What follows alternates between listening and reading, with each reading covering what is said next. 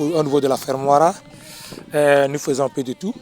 Il y a les porcs que nous élevons, il y a le maïs et le manioc, le soja aussi, et bon, presque un peu de tout, ce qui concerne l'agriculture et l'élevage.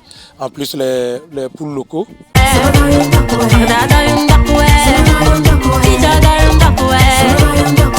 Au niveau des porcs plutôt, nous avons les porcs de race qui dominent, donc, puisque nous faisons aussi les porcs chez les locaux. Au niveau des techniques d'élevage, je peux dire que je suis informé de l'État parce que tout d'abord, je ne suis pas catégoriquement une novice dedans.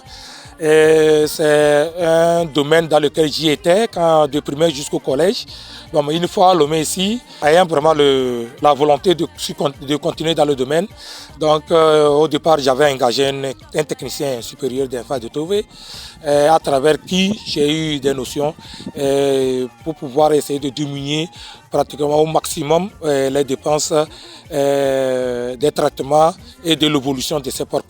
D'où j'ai acquis certaines notions et moi-même je sais de les traiter, de les nourrir dans le secteur dont vous les avez vus. C'est un secteur vraiment qui nourrit son homme. Et pour ceux qui ont envie de se lancer dedans, qui n'aient pas peur, moi je peux dire que j'ai commencé de zéro. Au départ, on m'a effrayé parce qu'il faut mettre les grands fonds. Mais aujourd'hui, je suis arrivé à un niveau vraiment élevé de ces porcs. Parce que je peux vendre un porc de 100, un seul porc à 120 000 francs, à 150 000 francs. Un minimum, si c'est bien costaud, et je peux dire que le minimum, je sors avec 180 000 francs. Donc, c'est un métier qui nourrit son homme. Ça demande des consistances parce que quand les acheteurs se rendront compte que pratiquement chez vous, il n'y en aura pas de carence, de pénurie de porcs, bon, pratiquement, et vous allez, parce que des clients qui se parleront, qui se diront, ah, quand tu viens dans la fermoira, tu en trouveras pratiquement, parce qu'à chacun son prix. Parce qu'il y a des prix qui sont élevés de prix minimum, même voire de 20 à 200 et quelques mille. Donc pratiquement à chacun son prix, parce qu'il y a des catégories de porcs. Il y a des locaux, il y a des races, bon, pratiquement avec leur masse, tu en trouveras, selon son prix, tu en trouveras.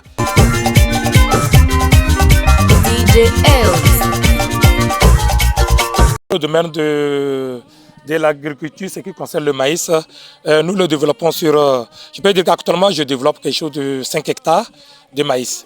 Donc, de coutume, on a l'habitude pour pouvoir gagner par rapport aux dépenses, il y a des clôtures croisées que nous faisons.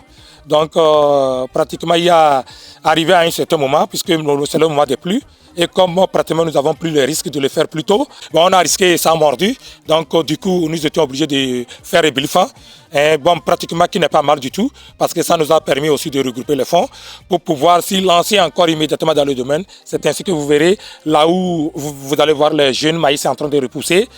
C'est le souci de ces techniques-là que nous avons développées. Et il y en a d'autres que nous avons laissées un tout petit peu pour l'étape mûre, pour qu'on puisse trouver les maïs secs. Donc, c'est un domaine qui pratiquement n'est pas négligeable, qui nourrit vraiment son homme. Parce qu'il y a aussi le culture croisée avec les manioc. Et bon, en fait, pourquoi ce besoin de développer l'agriculture et l'élevage en même temps? Développer l'élevage et ne pas faire l'agriculture, vraiment, ça ne sert à rien de faire l'élevage uniquement et de ne pas faire l'agriculture. Parce que je peux dire que ça serait un cercle fermé.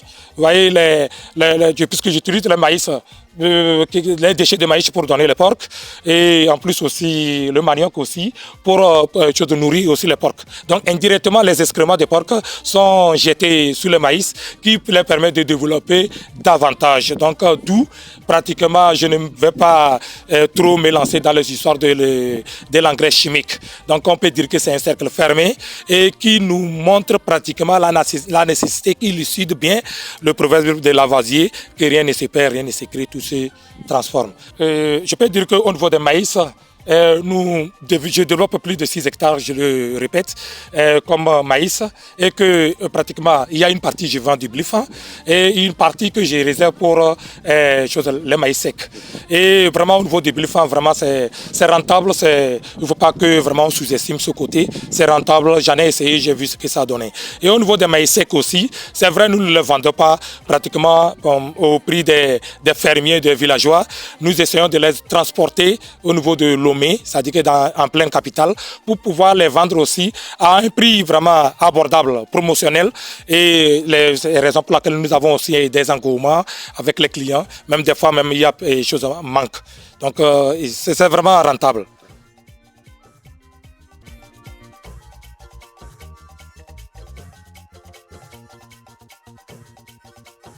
Je peux dire qu'au niveau des soucis, dans le domaine du maïs, oui, c'est le météage vraiment qui nous revient vraiment très cher. C'est le météage qui nous revient très cher et que vous voulez parler des tracteurs et des machines qui afférent à l'agriculture, à la culture de maïs, ça nous ferait du bien. Je peux dire que le souci qu'on a et que pratiquement nous en faisons cet appel aux investisseurs tel comme vous l'avez vu, c'est des domaines loués que j'ai loué, donc ce n'est pas le domaine propre à moi.